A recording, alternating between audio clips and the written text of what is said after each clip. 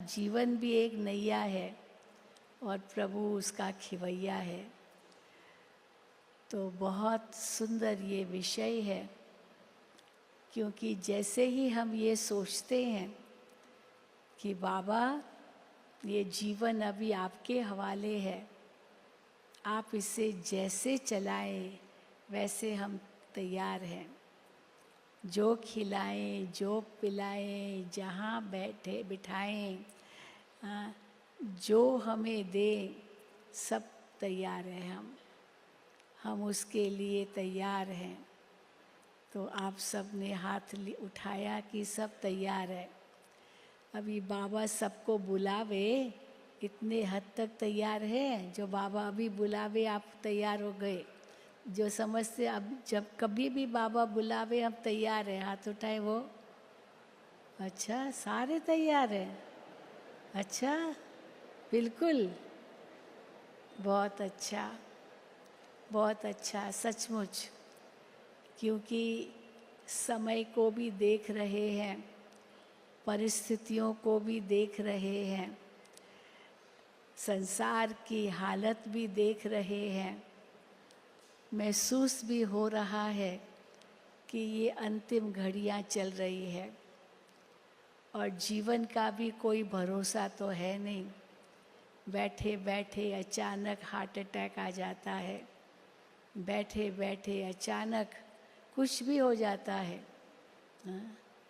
अब जो कुंभ मेले में स्नान करने गए होंगे, सोचा होगा मौनी अमावस्या का हम पहला स्नान हम करें। कितने भाग दौड़ करके पहुँचे होंगे सवेरे 1-2 बजे मानो, और अचानक इतनी भीड़ आ गई, करोड़ों लोगों की भीड़, और कुछ लोग उसके अंदर कुचल कर मर गए, वहाँ ख़त्म भी हो गए। उनको पता थोड़ी होगा कि हम वहाँ जा रहे हैं अपनी मौत लाएंगे, कुछ पता नहीं था। तो भी कैसे अनहोनी हो गई।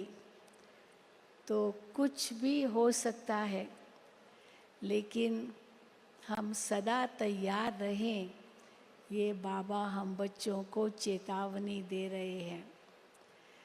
परंतु तैयारी क्या करनी है? ऐसे तो नहीं कि तैयारी माना कपड़ा वपड़ा लेना है, बिस्तरा पेटी बांधना है, या कुछ पैसा वैसा साथ में लेना है। ये सब तैयारी है, क्योंकि विदेश जाते हैं तो पासपोर्ट तैयार होना चाहिए, वीज़ा ठीक होनी चाहिए, फॉरेन मनी भी होना चाहिए।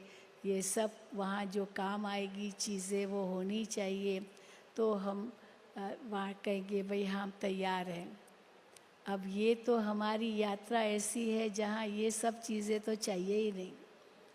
लेकिन क्या चाहिए?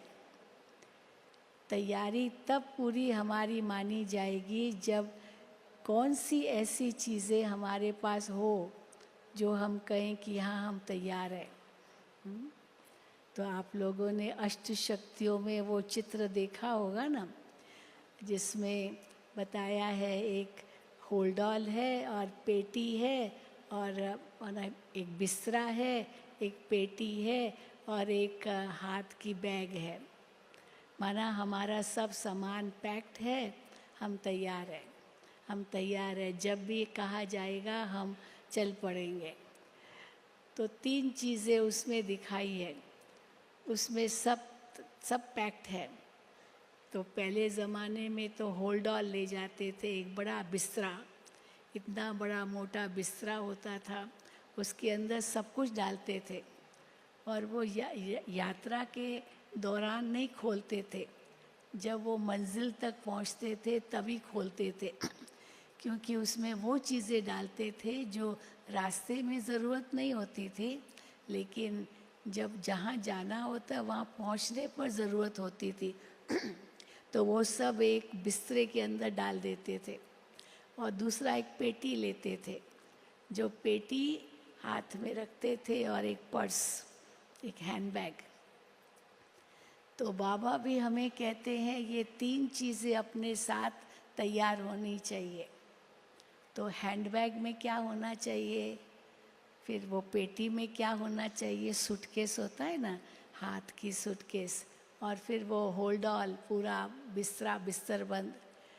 और आजकल तो हवाई जहाज़ों में ट्रैवल करते हैं तो पहले तो बड़ा सूटकेस ले आते हैं और उसमें वो चीज़ें डालेंगे जो रास्ते में नहीं चाहिए, पर जब पहुँचेंगे अपने अपने गंतव्य पर तब वो खोलेंगे, तब मिल जाएगी वो, और वो चेक इन में डाल देते हैं। चेक इन में डाल दिया और जब वापस हमको चाहिए, हम पहुंच गए अपने गंतव्य पर तो ले लेते हैं। और पर हाथ में एक छोटा सूटकेस होता है और हैंडबैग होती है। तो ये 3 चीज़ें हैं। 2 चीज़ें तो अपने पास रखते हैं और तीसरी जो बड़ा होल्ड ऑल है, बड़ा सूटकेस है, वो भेज देते हैं और रास्ते में वो हमको नहीं मिलता है। तो 3 चीज़ें बाबा हमें कहते हैं, इसको पैक करके रखो। दुनिया की कोई चीज़ें साथ नहीं चलेगी, न धन चलेगा, न दौलत चलेगी, न कोई वैभव चलेंगे, न ही ये शरीर चलेगा, न मित्र संबंधी चलेंगे। और जाना भी अकेला है ना, गीत भी गाते हैं, जाना तुझे अकेला कौन सा, न हाथी होगा न घोड़े होंगे, हाँ तुम्हें पैदल ही जाना होगा। तो इसीलिए पैदल जाना है तो कितना हल्का होना पड़ेगा, ज़्यादा भारी सामान तो उठा नहीं सकते हैं। और कोई हाथी नहीं, कोई घोड़ा नहीं, माना न कोई व्यक्ति साथ में, न कोई वस्तु साथ में, न कोई वैभव साथ में, न इस संसार की कोई भी चीज़ हम साथ में ले जाएंगे। तो क्या ले जाएंगे? वैसे तो कहते हैं कि अकेले आए हैं अकेले जाना है, न कुछ लाए हैं न कुछ ले जाना है ना, ऐसे कहते हैं। नंगे आए हैं नंगे जाना है। बच्चा पैदा होता है, कोई कपड़े नहीं होते हैं, बाद में उसको पहनाते हैं, फिर पॉकेट भी बनाते हैं। और जब कोई मरता है तो कफन का जो कपड़ा होता है उसमें भी कोई पॉकेट नहीं होते हैं कि कोई कुछ उसमें डाले और वो साथ में ले जाए, वो भी नहीं है। तो इसलिए स्थूल वस्तुएं तो है ही नहीं, तो फिर ऐसी कौन सी चीज़ें आत्मा के साथ जाएगी, क्योंकि शरीर भी नहीं जाएगा। तो आत्मा के साथ क्या जाएगी चीज़ें, उनको हमें साथ में रखना है। तो पर्स में क्या रखना है, फिर वो छोटी पेटी में क्या रखना है, और वो जो बिस्तर बंद है जो बड़ी पेटी है उसमें क्या रखना है, जो भेज देना है। वो रास्ते में नहीं खोल सकते हैं, ना वो हम आपके साथ होगा। तो पहली चीज़ है, 3 चीज़ें हम बाबा हमेशा कहते हैं, आत्मा के अंदर 3 शक्तियाँ हैं। कौन सी है वो 3 शक्तियाँ? मन, बुद्धि और संस्कार। ये 3 शक्तियाँ हैं आत्मा की। इसलिए आत्मा को चेतन कहते हैं। चेतन माना सोचने के लिए मन है, निर्णय करने लिए बुद्धि है, और कर्म करने के लिए वो संस्कार है। क्योंकि संस्कार अनुसार ही फिर कर्म भी होते हैं और कर्म ही फिर संस्कार बन जाते हैं। तो इसीलिए हमारी हैंडबैग जो है वो मन है। तो मन में क्या डालेंगे? वैसे देखा जाता है मन जो हैंडबैग होती है, छोटी सी थैली होती है या हाथ में पकड़ने की बैग होती है, उसमें अधिकतर जो काम की चीज़ें होती है ना वही रखते हैं। दवाई रखेंगे क्योंकि रास्ते में दवाई की ज़रूरत पड़ती है, या कुछ ऐसा कीमती कोई चीज़ है तो वो उसमें रखेंगे, अपने साथ रखेंगे। तो मन है हमारा हैंडबैग। अब उस हैंडबैग में क्या रखेंगे जो हर वक्त हमारे काम आएगी? तो मन रूपी हैंडबैग में क्या रखना है? क्योंकि मन का काम क्या है? संकल्प करना, सोचना। तो अच्छे विचार, जिसको बाबा कहते ज्ञान, क्योंकि ज्ञान जब बाबा ने हम बच्चों को बुद्धि में हमको दिया है तो ये मन में विचार सागर मंथन करने के लिए है। आज भी बाबा ने कहा तुमको कितना ज्ञान बाबा देते हैं जो दुनिया में किसके पास भी नहीं है। आज की बाबा की मुरली में था, किसी को पता नहीं आत्मा क्या चीज़ है, सच पूछो तो। बड़े बड़े विद्वान, पंडित, आचार्य, धुरंधर, शास्त्र पढ़े लिखे, लेकिन सचमुच आत्मा क्या चीज़ है उनको पता नहीं है। भले आत्मा आत्मा कहते हैं, लेकिन देह अभिमान में ही रहते हैं हर वक्त। वो देह का भान छूट जाए और सचमुच आत्मा अभिमानी बन जाए, क्योंकि वो तो मन को और ही दमन करते हैं, कुछ भी न सोचे, क्योंकि वो समझते हैं मन तो दुश्मन है। तो इसीलिए मन ही नहीं रहेगा तो कुछ भी नहीं रहेगा। तो इसीलिए सोच को ही बंद कर देते हैं, बिल्कुल सोचना ही नहीं है। लेकिन बाबा कहते हैं ऐसे तो हो ही नहीं सकता कि सोचे ही नहीं, मन का तो काम ही सोचना है। मन का काम ही सोचना है। मन एक घोड़ा है, तो घोड़े का तो काम चलना और दौड़ना है। आप घोड़े को केवल बिठा दो, कुछ काम नहीं दो, न चलाओ न फिराओ, खाली घास खिलाते रहो, वो घोड़ा तो बेचैन हो जाएगा, उसको तो दौड़ना है, उसका वही काम है। और बाबा कहते हैं मन तो तुम्हारा दुश्मन थोड़ी है जो उसको तुम मारोगे। तो मन को मारो नहीं, मारना नहीं है, मन दुश्मन नहीं है, पर मन को जीतना है। उस दिन भी बाबा ने कहा मन जीते जगत जीत, का मतलब ये नहीं है मन को मारना, पर मन को जीतना माना मन को अपना मित्र बनाना। आप जो चाहो वो ही मन में सोचो, जो आप नहीं चाहो वो मन में आए ही नहीं संकल्प। एक सेकंड में उसको फुल स्टॉप लगा दो, उसको ख़त्म करो, ब्रेक लगा दो, वो सोच चलना ही नहीं चाहिए। तो मन में जो बाबा कहते ज्ञान हो, जिसका दुनिया में किसको पता नहीं है, वो भगवान ने हमको ज्ञान दिया है। बाकी जो कुछ भी है वो सब भक्ति है, वो भक्ति है। तो जब हमें पता चला कि बाकी सब भक्ति है और ज्ञान तो परमात्मा के सिवाय कोई दे ही नहीं सकता है, तो बाबा की जो मुरली है, उस मुरली में जो ज्ञान की बातें आती है, शिक्षाएं हमें मिलती है, जो धारणा हमें बताई जाती है बाबा द्वारा, वो वास्तव में सच्चा ज्ञान है, जिसमें आत्मा का ज्ञान, परमात्मा का ज्ञान, मैं कौन, मेरा कौन और मुझे क्या करना है, कर्मों का ज्ञान, समय का ज्ञान, घर का ज्ञान, तीनों कालों का ज्ञान।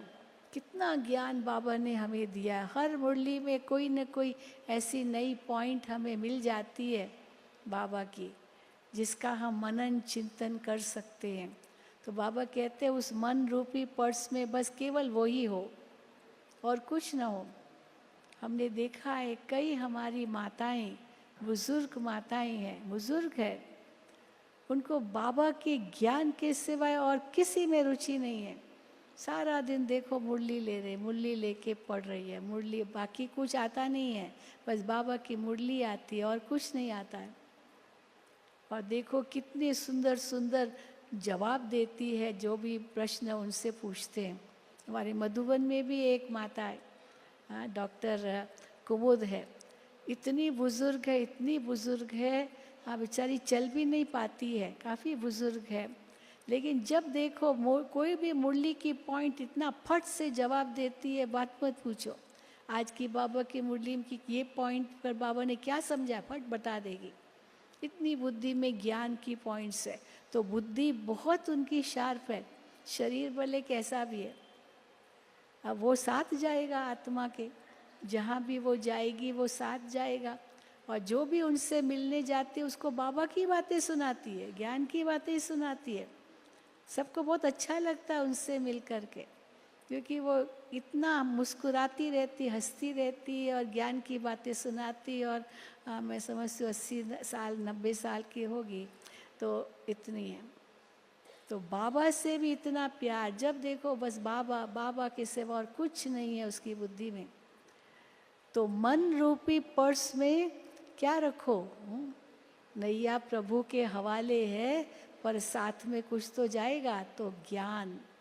फिर बाबा कहते हैं ये ज्ञान भी सतयुग में नहीं आएगा, लेकिन इस ज्ञान का स्वरूप बन जाएंगे। जो बाबा ने ज्ञान दिया है, जो धारणा बताई है, शिक्षाएं दी है, वो इस जीवन में हम लाते हैं तो उसका स्वरूप बन कर के हम जाते हैं। तो वो है मन रूपी पर्स साथ में, जो सब कुछ वो ज्ञान भरपूर है। हम जो चाहे वो सोचे, मनन करे, चिंतन करे, मंथन करे। इतना खजाना बाबा ने हमें दिया है ज्ञान का। तो मन रूपी पर्स में, थैली में ज्ञान के रत्न रखो। हर वक्त मुख से और कुछ निकलना नहीं चाहिए, ज्ञान रत्न निकलने चाहिए। ज्ञान रत्नों के सिवाय और कुछ निकलना नहीं चाहिए। ऐसे फालतू फालतू बातें, ये बातें, वो बातें, उसकी बात, बाबा कहते हैं ये पर चिंतन, पर निंदा, पर ग्लानि, पर मत, ये पर सब काट दो, तब चल सकेंगे घर। हल्के होकर के चलना, नहीं तो इसकी बात उसकी बात दिमाग में रखेंगे तो कितने भारी हो जाएंगे। तो कैसे उड़ेंगे, कैसे चलेंगे बाबा के पास, कैसे हम तैयार कहलाएंगे अपने आप को। अभी बाबा कहेंगे फिर फलाना याद आ जाएगा, बाबा का फिर वो बात याद आ गई, वो बात याद आ गई। इसीलिए और कुछ भी नहीं याद आए तब कहेंगे हम तैयार है, प्रभु हवाले कर दिया है हमने बाबा अपना जीवन। तो मन में रखो ज्ञान के रत्न, और जो आए उनको वो ही बांटो, और कुछ नहीं बांटने की ज़रूरत है। आज भी बाबा ने कहा ज्ञान रत्न बांटो। लोग स्थूल धन है तो भी वो स्थूल धन जमा करके क्या करेंगे, वो भी सेवा में लगाओ। पर हाँ, ऐसे वैसे को नहीं दान करना है, क्योंकि दान भी पात्र को करना है, कुपात्र को दान नहीं करना है, वो पता नहीं किस कार्य में लगा देगा। तो इसीलिए वो धन भी अगर दान करते हैं, क्योंकि वही साथ चलेगा, जो मैंने हाथों से दान किया है वही हमारा भाग्य बनेगा, वही हमारा पुण्य कर्म कहलाएगा। लेकिन वो दान पुण्य तब बनेगा जब पात्र को दान देंगे। ज्ञान भी पात्र को देना है। जो समझना ही नहीं चाहता उसको थोड़ी हम समझा सकेंगे। इसीलिए बाबा कहते हैं तीख तीख भी नहीं करनी है, बहुत ज़्यादा भी किसके पीछे नहीं पड़ना होता है कि ज्ञान को समझना ही है, हाँ ये करना ही है। नहीं समझना, छोड़ देना। जैसे बाबा बिच्छू का मिसाल देते हैं, हाँ बिच्छू का मिसाल देते ना, उसका काम ही है डंक मारना। बिच्छू का यही काम होता है। वो दिखाते हैं ना, एक साधु था, वो नदी किनारे तपस्या कर रहा था, तो एक बिच्छू ने उसको काटा, तो वो उसको ऐसे हटा करके फिर डाला नदी में। फिर आया, फिर काटा, तो फिर बिच्छू को हटा दिया। उसको भाई चलो ये काट रहा है। तो किसी ने कहा ये क्या तुम बार बार कर रहे हो? तो उसने कहा वो बिच्छू का काम है काटना, डंक मारना, पर मेरा काम है उसको बचाना। तो मैं बचाऊंगा ना तो वापस मैं उसको डालूंगा पानी में तो बच जाएगा, नहीं तो मर सकता है। तो मेरा काम है बचाना, उनका काम है डंक मारना। तो वो काम वो करेगा, मैं अपना काम करूँ, अपना काम करेगा। ऐसे ही है ना। तो इसीलिए मन का काम सोचना है, सोच को बंद नहीं करना, पर क्या सोचना है वो बाबा हमको हर मुरली में खजाना देते हैं। फिर बुद्धि है छोटी अटैची, बुद्धि है छोटी अटैची। तो छोटी अटैची जो साथ में रखते हैं, तो उसमें क्या रखना है, गुण रखने हैं, गुण। वो गुण जिस समय जिस गुण की आवश्यकता है, जिस शक्ति की आवश्यकता है, गुण और शक्ति, ये उस समय जैसी परिस्थिति, जैसा वातावरण, उस अनुसार उस गुण को यूज़ करना है, उस शक्ति को यूज़ करना है। जैसे बाबा कहते हैं जब सामना करने की शक्ति चाहिए तब सहन नहीं करना है। परिस्थिति जब आती है तो सामना करना है, डरना नहीं है। आप जब व्यक्ति आता है तो सहन करो। आज बाबा ने कहा कोई किसकी दृष्टि बुरी है, कुदृष्टि है, आप चले जाओ वहाँ से, आप चले जाओ वहाँ से, उसके सामने मत खड़े हो जाओ, सामना नहीं करो, उसको गाली नहीं देना शुरू करो, तुम मेरे को ऐसे क्यों देखते हो? कहेगा देखूंगा, तुम कौन होते हो बोलने वाले, मैं जो चाहूँ सो करूँ। बस आप वहाँ से चले जाओ, उसके सामने मत खड़े रहो। वाइब्रेशन तो आते हैं ना कि इनकी दृष्टि अच्छी नहीं है, और वो अगर जो कुछ कर रहा है वो उसका कर्म, पर मैं वहाँ से चला जाऊँ। कोई गुस्सा कर रहा है मेरे ऊपर, मैं गुस्सा ना करूँ, पर मैं वहाँ से चला जाऊँ।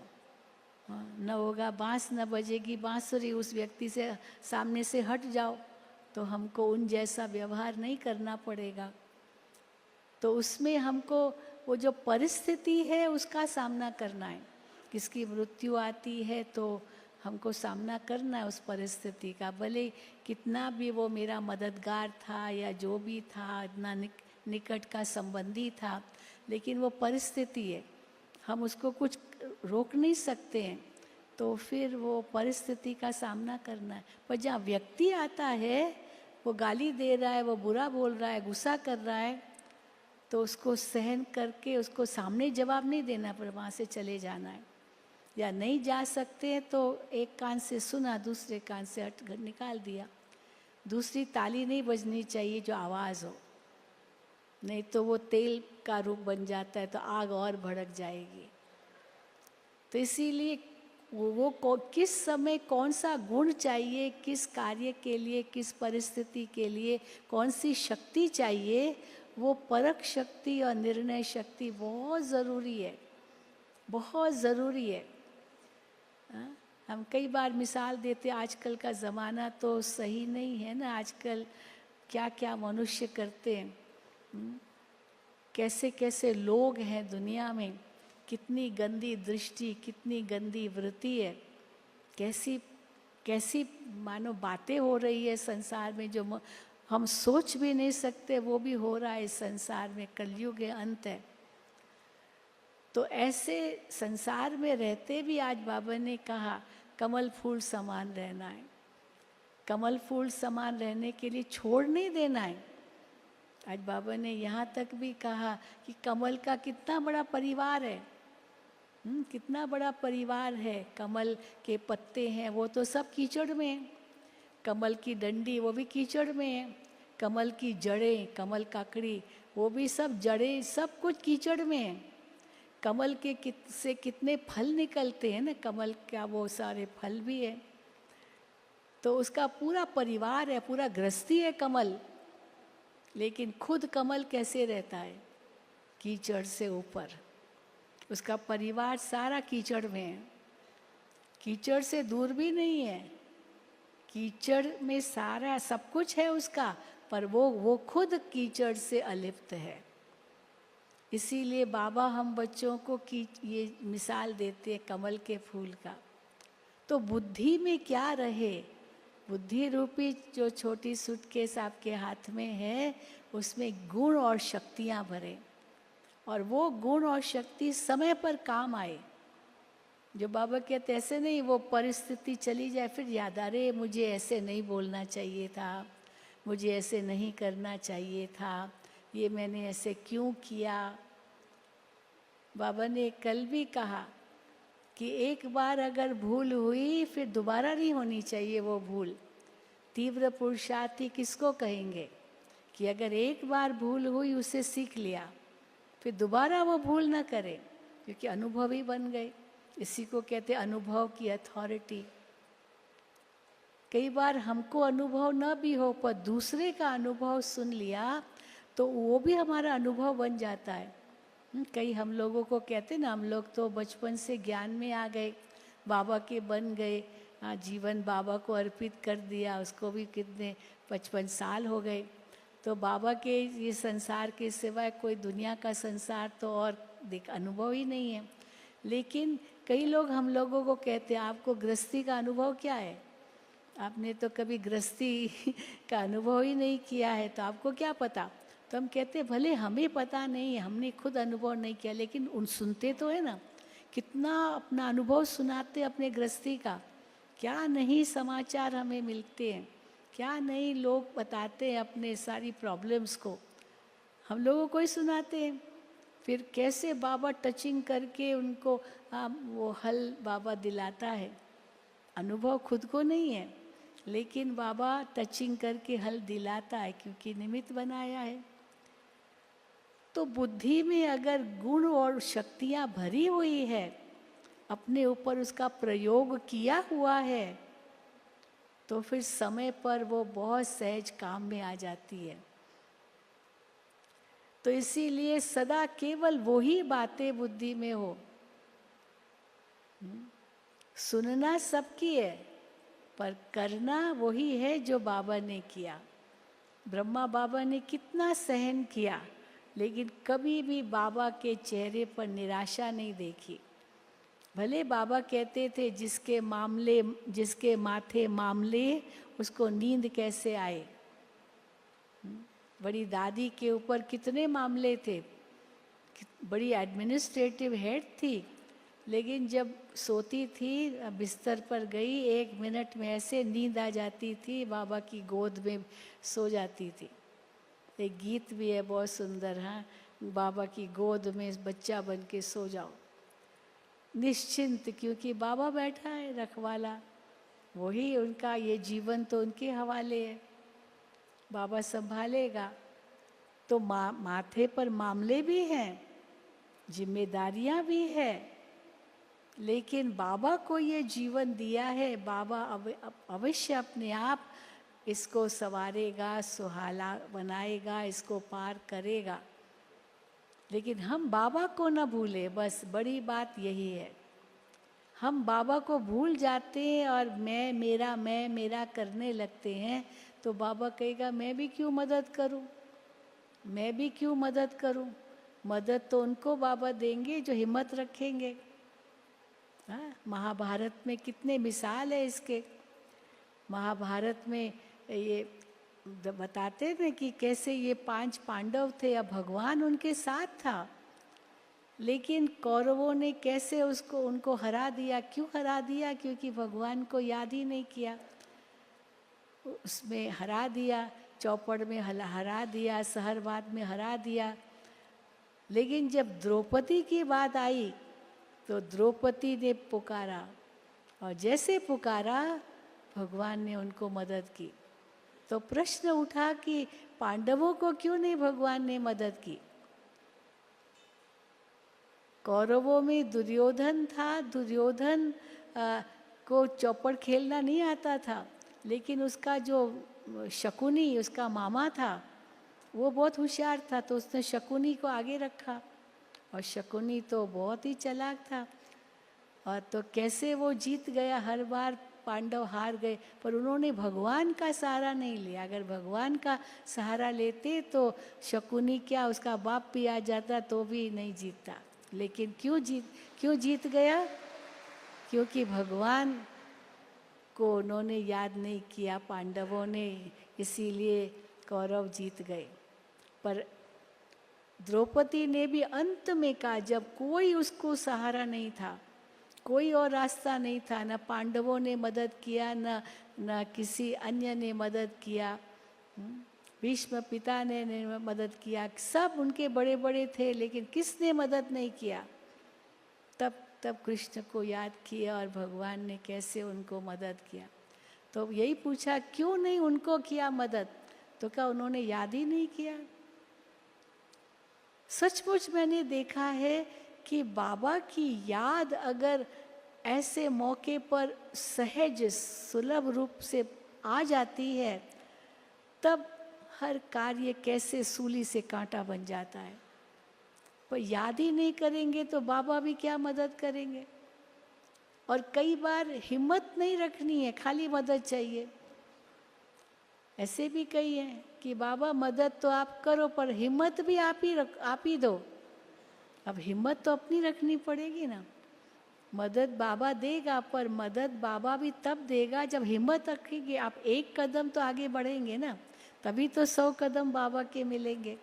अगर आपका 1 कदम ही आगे नहीं होगा तो बाबा के 100 कदम कैसे आगे आएंगे। बाबा को याद ही नहीं करेंगे तो 100 कदम कैसे बाबा आगे आकर के आपको मदद करेगा।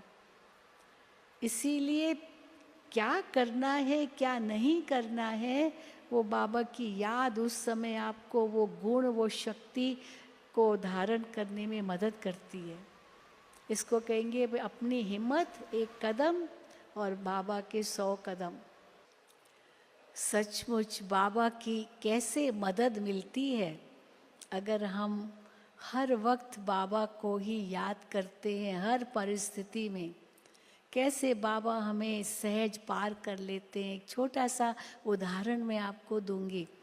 एक बहन अपना उदाहरण बता रही थी। मैं श्रीलंका गई थी, ये मैंने बताया है कई स्थानों पर। मैं श्रीलंका गई थी, तो जब मैं वापस भारत आ रही थी तो एक बहन जो मुझे एयरपोर्ट पर लेके जा रही थी, वो अपना अनुभव उसने सुनाया। उसने सुनाया कि कुछ साल पहले की बात है, इंडोनेशिया में बहुत ज़बरदस्त भूकंप आया था इंडोनेशिया में, और वो सागर के अंदर आया था, सागर के तले में। तो वो उसका इतना असर हुआ कि सुनामी आ गया। इंडोनेशिया में आया, भारत में भी, तमिलनाडु में आया थोड़ा सा, बाकी श्रीलंका में काफ़ी आया।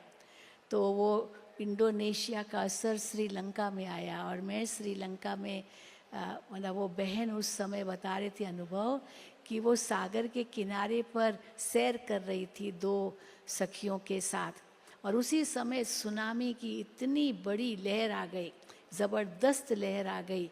पता भी नहीं था इन्हों को कि ऐसे कोई भूकंप आया है इंडोनेशिया में और श्रीलंका में उसका असर आएगा। तो वो सागर के किनारे पर टहल रही थी और अचानक जो लहर आई, इतनी बड़ी लहर थी जो इन तीनों को जैसे अपने चपेट में ले लिया और ये उस लहर के अंदर चली गई। तो उसी समय उस बहन ने कहा बाबा, इतना जोर से चिल्लाया, जैसे बाबा। और आश्चर्य की बात है, एक कैसे चमत्कार हुआ। अब वो जो 2 बहनें थी वो ज्ञान में नहीं थी, अब वो तो बह गई, लेकिन जैसे ही इसने कहा बाबा, तो वो एक ऐसी लहर आई, वो लहर ने इसको अपने जैसे अंदर में लिया और ये वो लहर आकर के फिर वापस किनारे पर आ गई और वो वहाँ किनारे पर आ गई और बच गई। तो देखो कैसे हाल। तो वो अपना अनुभव सुना रही थी, क्योंकि मैंने उस समय इतना जोर से बाबा कहा। हाँ, तो बस बाबा ने जैसे मेरी सुन ली और एक कहाँ से वो लहर आई, और जबकि वो दोनों मेरे साथ ही थी, पर उसका तो पता ही नहीं, मतलब वो तो डूब गई होगी, लेकिन इसको बाबा ने बचा दिया। तो उसने अपना अनुभव सुनाया कि मैं तो अब ये समझती हूँ, ये जो बाकी का जीवन है ये केवल बाबा के हवाले है बस, क्योंकि ये बाबा ने मुझे ये जीवन दिया है अब उनकी सेवा के लिए। बहुत बड़ी बिजनेस वुमन है वो, बिस्लरी बॉटल्स उनकी फैक्ट्री है, वो खुद ही मालिक है और वो बहुत अच्छी बिजनेस करती है। तो वो बताती थी कि कैसे मैं भी बाबा की मदद मैं कैसे करती हूँ, कैसे बाबा का सेंटर में मदद करती हूँ, और जितना मैं मदद करती हूँ उतना मेरे ये बिज़नेस मेरी और बढ़ती जा रही है। तो मैं अपना समय बाबा के कार्य के लिए देती हूँ। जो भी एयरपोर्ट पर जाना होता है, रिसीव करना, सेंड ऑफ करना, तो यही जाती है, कहती है मुझे ही आप कहना, मैं खुद ही मालिक है वो, लेकिन कहती नहीं मैं करूँगी, ताकि वो बड़ी बहनों के साथ, भाइयों के साथ जो आते हैं श्रीलंका में बाबा की सेवा के लिए, मैं उनको मदद कर सकूं, मैं उनके नज़दीक जा सकूं, क्योंकि ये जीवन बाबा के हवाले है।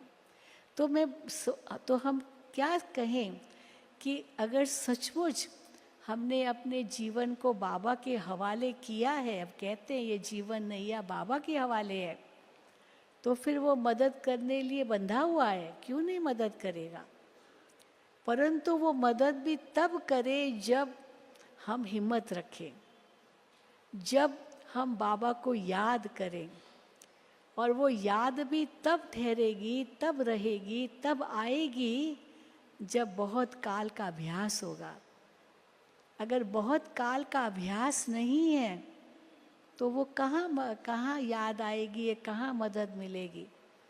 इसीलिए बाबा कहते हैं, 3 शब्द बाबा यूज़ करते हैं। एक शब्द है अचानक, दूसरा शब्द है एवर रेडी, और तीसरा शब्द है बहुत काल का अभ्यास।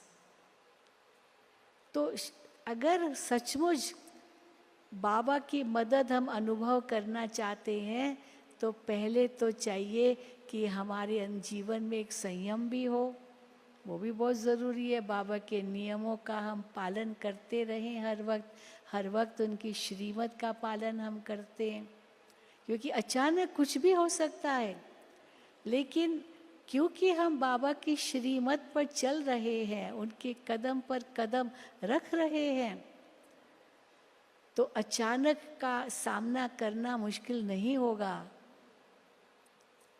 तो अचानक तब उसमें हम सफल होंगे जब एवर रेडी है, और एवर रेडी तब कहलाएंगे जब बहुत काल का अभ्यास होगा, क्योंकि उस समय अभ्यास नहीं होगा। जैसे किसी स्टूडेंट ने परीक्षा का पेपर सामने है, उस समय कोई सोचे मैं उसी दिन पढ़ाई करूं, तो पढ़ाई क्या करेगा, जो कुछ याद है वो भी सब भूल जाएगा। लेकिन सारा साल का अभ्यास चाहिए, पूरे साल का अभ्यास चाहिए, तब फिर देखो अंत में वो तो सहज अपना परीक्षा का पेपर दे देगा। पर पूरा साल अभ्यास किया ही नहीं और एक दिन पहले किताब लेकर के बैठ जाए तो कुछ भी याद नहीं रहेगा। इतना नर्वस हो जाएगा, जो याद होगा वही भूल जाएगा, या उस दिन बुखार हो जाएगा, या उस दिन डायरिया हो जाएगा। हाँ, स्ट्रेस होगा ना, तनाव होगा। इसीलिए बाबा हम बच्चों को क्या कहते हैं, एवर रेडी रहना है। तो एवर रेडी रहने लिए मन में केवल ज्ञान रत्न हो, बुद्धि में ये गुण शक्तियाँ, और उन गुण शक्तियों को अनुभव करने लिए अपना सेल्फ इंट्रोस्पेक्शन, जो आज बाबा ने बताया, अपने आप से पूछो, मेरे अंदर सहन शक्ति कितनी है, मेरे अंदर समाने की शक्ति कितनी है, मेरे अंदर सहयोग देने की शक्ति कितनी है, मैं कितनों को सुख देता हूँ, कितनों की दुआएं मुझे मिल रही है। कोई अच्छा काम करेंगे तब तो दुआएं मिलेगी ना। अगर कोई ऐसा सुख देने का कार्य ही नहीं करेंगे तो दुआएं कहाँ से मिलेगी, नहीं मिलेगी। और दुआएं ही काम आती है, बाकी कुछ काम नहीं आता है। दादी प्रकाश मणि जी से पूछते थे बच्चे, हाँ बाबा से, दादी से पूछते, दादी आप क्या पुरुषार्थ करती हो। दादी कहती थी, हाँ क्योंकि तबीयत दादी की बना कुछ ढीली थी, तो दादी से पूछते थे, दादी आप इस समय क्या पुरुषार्थ करते हो। तो दादी मुस्कुरा कर कहती थी, 20% केवल दवाई लेती हो, बाकी 80% आप सबकी दुआएं काम कर रही है और मुझे चला रही है। सबकी दुआएं मुझे चला रही है। वहाँ बाबा की दुआएं तो है ही है। तो कैसे सहज दादी ने कर्मातीत अवस्था को प्राप्त किया, कितना सहज दादी के सामने जाते थे तो सब कुछ भूल जाते थे।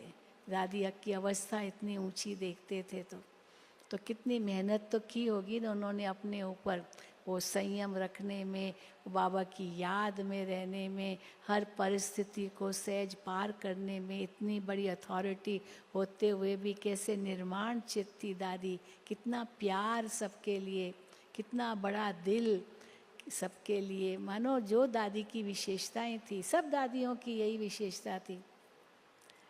और फिर तीसरी बात क्या होती है यात्रा में, वो बताए ना, होल्ड ऑल, वो सूटकेस जो हवाई जहाज में भी जाते, चेक इन लगेज, तो वो भेज देते हैं, वो हम हाथ में नहीं लेते हैं। तो वो चेक इन में क्या डालो, बाबा कहते हैं अपने श्रेष्ठ कर्मों को। वो जो श्रेष्ठ कर्म हम कर रहे हैं, ज्ञान युक्त कर्म कर रहे हैं, बाबा की श्रीमत अनुसार कर्म कर रहे हैं, आत्मिक स्थिति में कर्म कर रहे हैं, वो कर्म सत्कर्म जो बन रहे हैं, श्रेष्ठ कर्म, सुकर्म, शुभ कर्म, सबको सुख देने वाले कर्म, दुआओं वाले कर्म, वो हम बाबा कहते हैं जमा करते जाओ। अपने आपके जो जमा खाता है उस जमा खाता में जमा होता जाए। फिर कुछ ऐसा गलत काम नहीं करना, अगर गलत काम किया तो फिर सब घाटा हो जाएगा, वो की कमाई चट हो जाएगी। जैसे वो खेल दिखाते हैं ना सांप और सीढ़ी का, ऊपर चढ़ते गए चढ़ते गए चढ़ते गए तो चढ़ तो गए, लेकिन वहाँ एक सांप आता है बिल्कुल 99 तक या 98 तक, या वहाँ इतना सांप आता है, और अगर उस सांप तक आ गए, वो सांप आपको सीधा वापस नीचे ले आएगा। इसीलिए बाबा कहते चढ़े तो चाखे वैकुंठ रस, गिरे तो चकनाचूर, ये है लंबी खजूर। हाँ। खजूर के पेड़ के लिए दो कहावतें हैं। खजूर का पेड़ बहुत लंबा होता है ना, तो मनुष्य भी कैसे खजूर की पेड़ से भेंट किया है मनुष्य को।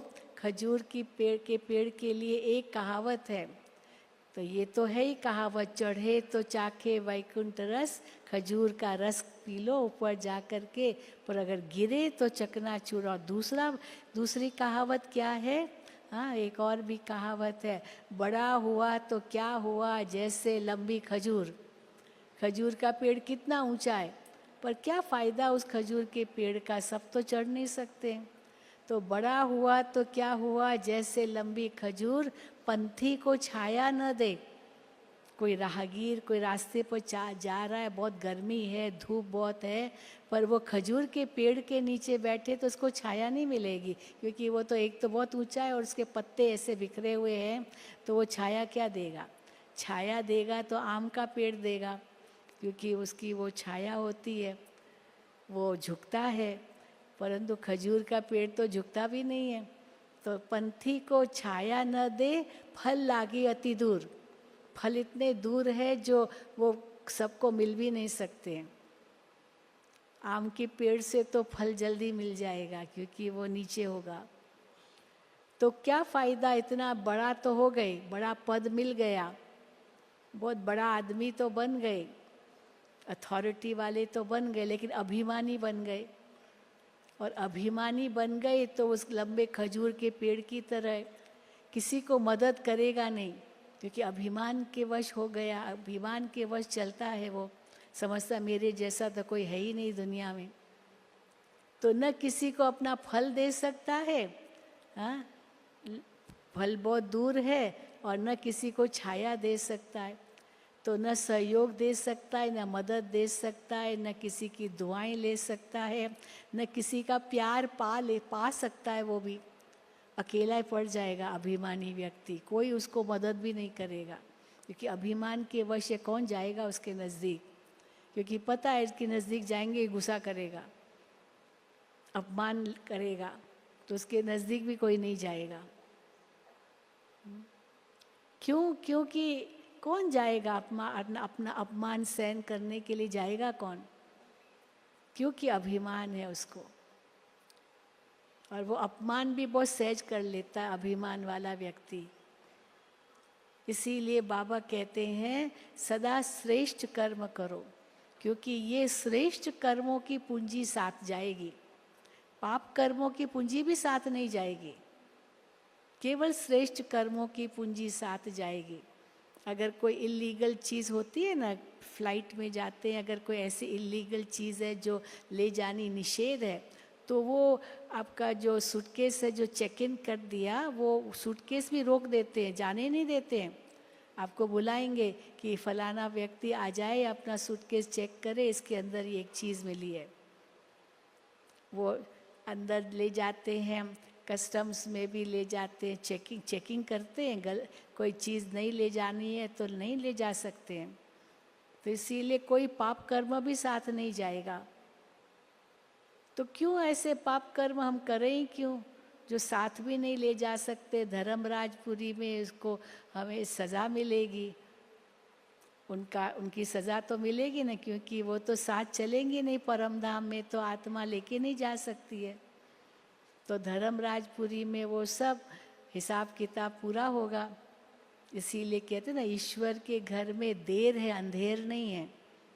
देर ज़रूर लगती है, क्योंकि अंत में हिसाब किताब पूरा निकलता है, पर अंधेर नहीं है कि हिसाब किताब निकले ही नहीं और पाप के साथ ही चले जाए, ये हो ही नहीं सकता है।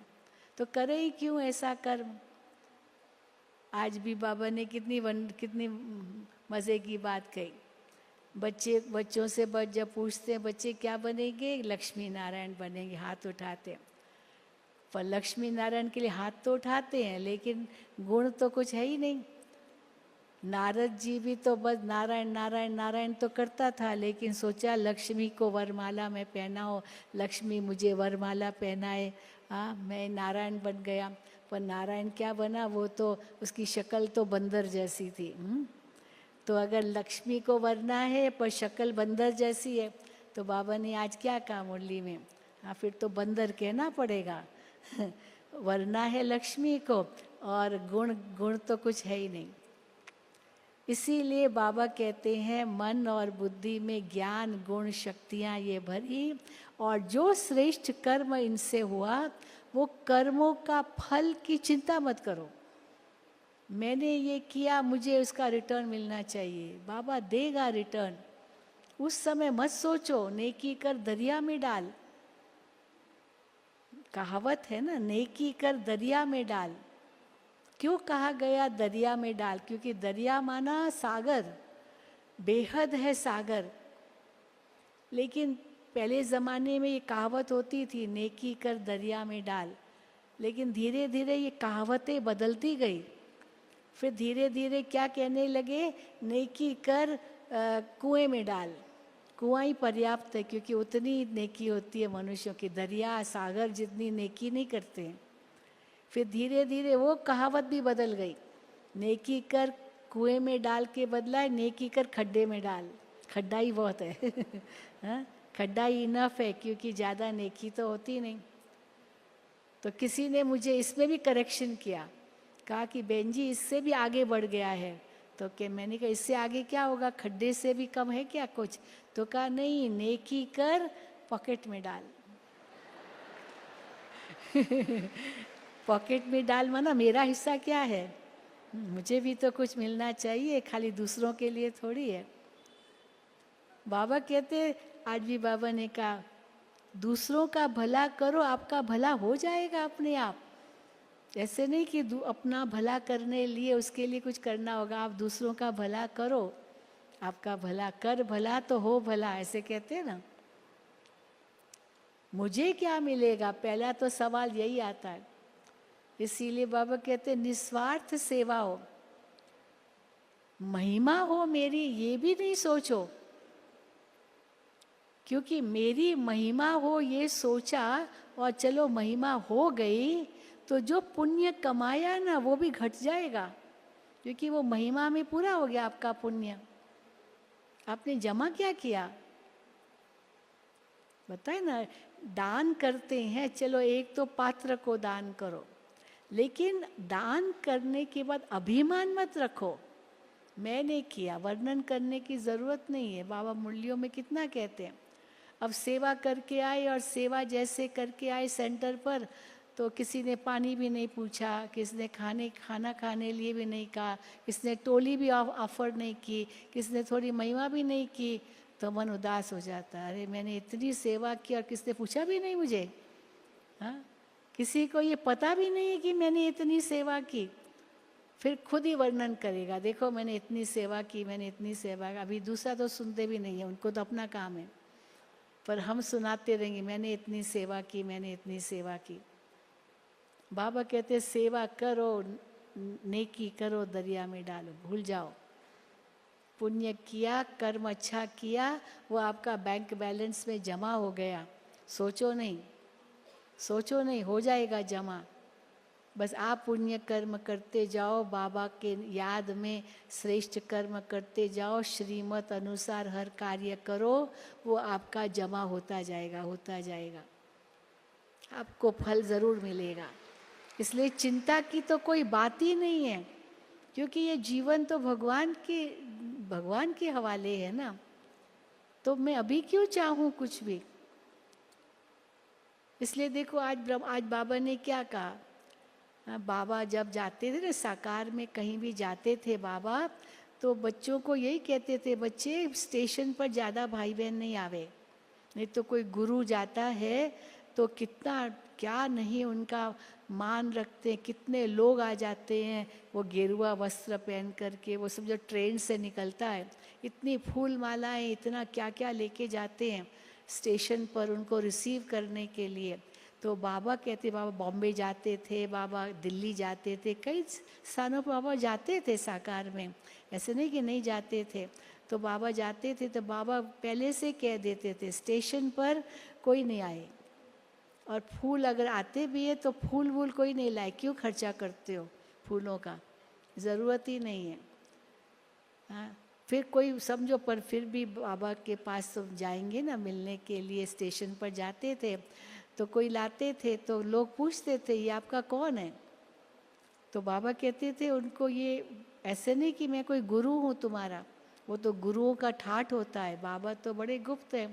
तो आज बाबा ने कहा उनको कहो ये बाप दादा है, कहा ना आज की बाबा की मुरली में ये बाप दादा है। तो बाप दादा क्या होता है उनको क्या पता, बाप दादा ये तो कोई ऐसा शब्द नहीं है जो कोई एक व्यक्ति का नाम हो बाप दादा, लेकिन ये बाप दादा है। शिव बाबा इनके तन में आते हैं, फिर वो पूछे कैसे, फिर बैज पर वो पूछे, फिर ओम शांति, फिर अर्थ बताओ, फिर उन आपके पास कोई फोल्डर हो, कोई पर्चा हो, पर्चा भी ज़रूर साथ में रखना चाहिए, वो सेवा करनी चाहिए, उनको पर्चा दो और कहो कि आप सेंटर पर आकर के समझना। तो इसीलिए बाबा हमको कितना गुप्त रखते हैं, नहीं तो शिव शक्ति पांडव सेना कितनी प्रख्यात है, शिव शक्तियों का कितना मान है, लेकिन गुप्त वेश में है। बाबा कहते हैं तुम सब शिव शक्तियाँ पांडव, भगवान आपका साथी है, आपको चिंता की तो कोई बात ही नहीं है। दुनिया में कितना डर है इस समय, आपको पता है ना, कितना डर है, बहुत डर है, कदम कदम पर डर है। पर बाबा के बच्चे निडर है, निर्भय है। क्यों निर्भय है? क्योंकि बच्चे जानते हैं कि बाबा के, हाँ बाबा मेरे सिर पर, बाबा का वरदानी हाथ है। आज वरदान में बाबा ने यही कहा, दुआओं का हाथ, वरदानों का हाथ मेरे सिर पर है, आशीर्वाद बाबा की हमारे सिर पर है। भक्ति मार्ग में आशीर्वाद मांगते हैं, आशीर्वाद दो, आशीर्वाद दो, आशीर्वाद दो, पर यहाँ तो बाबा भगवान का हाथ हमारे सिर पर है ही आशीर्वाद का।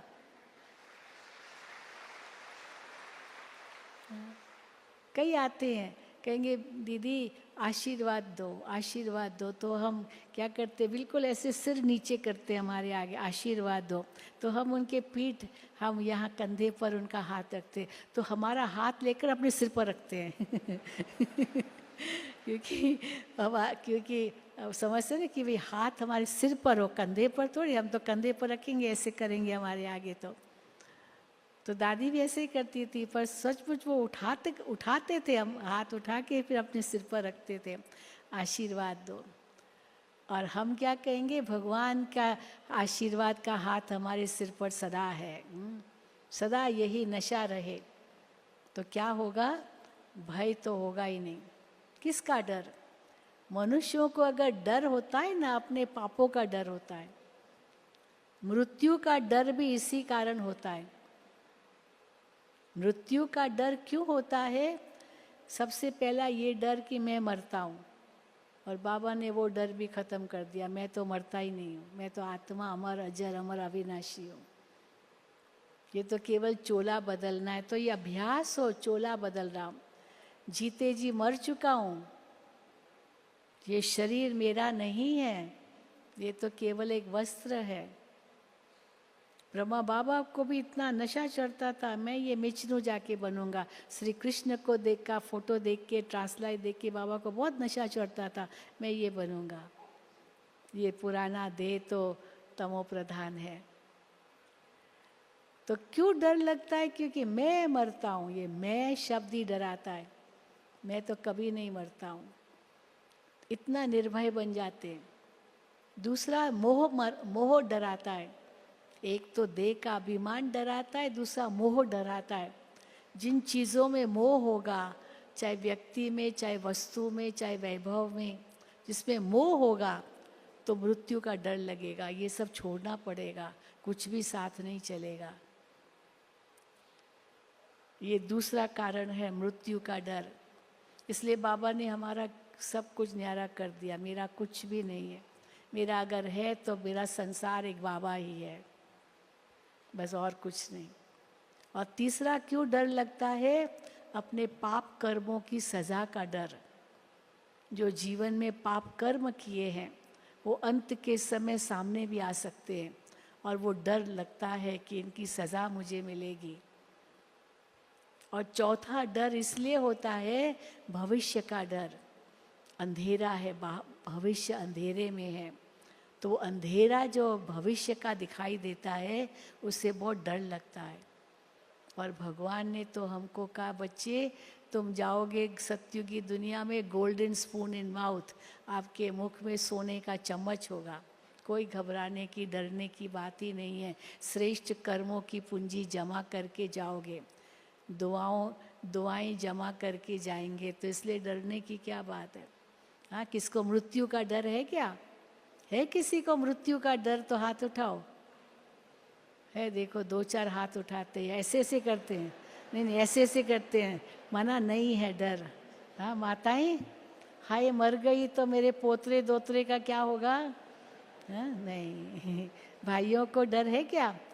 इतना मैंने जमा किया है, उनका क्या होगा? क्या होगा? जो होगा अच्छा ही होगा, अच्छा ही होगा। इसीलिए बाबा कहते हैं, हमने अपनी जीवन की नैया भगवान के हवाले कर दी है। हाँ, कर दिए ना सबने? फिर से हाथ, हाँ भले ऐसे डबल डबल हाथ करो, क्यों नहीं कर दिए? बस। और जब ऐसी कोई बात आई ना, याद करना ये दृश्य, बाबा कहते हैं वो ये डायमंड हॉल याद करना कि हमने ऐसे ऐसे किया है। हाँ अच्छा। ओम शांति, ओम शांति, ओम शांति।